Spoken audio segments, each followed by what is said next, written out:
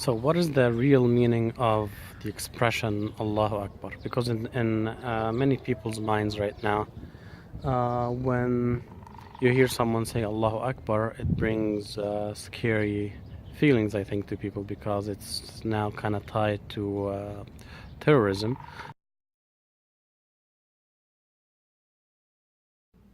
Assalamu alaikum.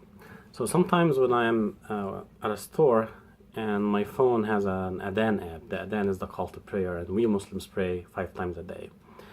So the call to prayer, the first thing that you hear in a call to prayer is Allahu Akbar, Allahu Akbar. And what I feel is I don't want people around me to hear it because I don't want to scare anyone. What the word means is Allah is greater. And Muslims use this expression many times a day, and it could be used in many different situations. However, unfortunately, right now it's connected to acts of terrorism. So as we know, when a criminal, a terrorist, sometimes when they blow themselves up, they say Allahu Akbar as they are, about to do the act. However, the expression has many usages and many different meanings, and it shouldn't be really connected to terrorism. So in any Muslim country, if you're walking in the street, you will hear this word many times when it's the prayer time. So you will hear it out loud, Allahu Akbar, Allahu Akbar, Allah is greater, Allah is greater. So of course, in that time, it doesn't really imply any terrorist act about to happen. What it really means is Allah is greater, or God is greater than anything else. And the other time where Muslims say it is also connected to prayer.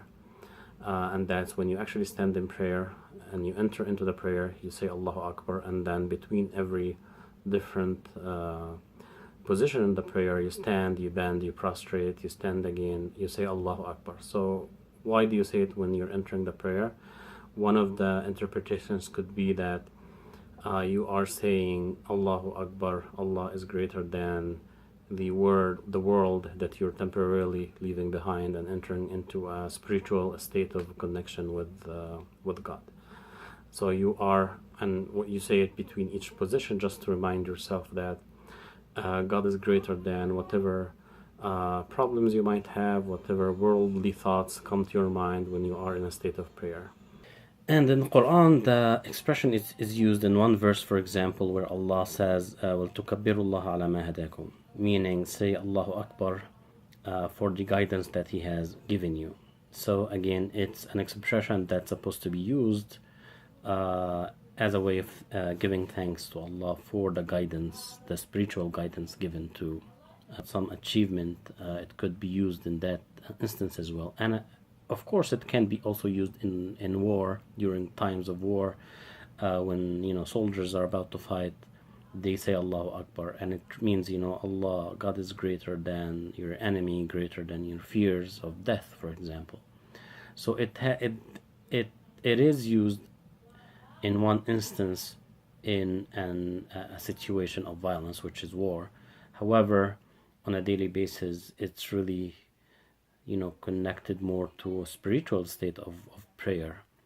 And that's interesting because war takes time very infrequently if you compare it to a prayer that takes place 5 times a day. So it's even more than 99.9% of the time that it's really used to indicate a spiritual state of serenity and prayer and meditation. So something that is used more than 99.9% to indicate a spiritual act shouldn't really be connected to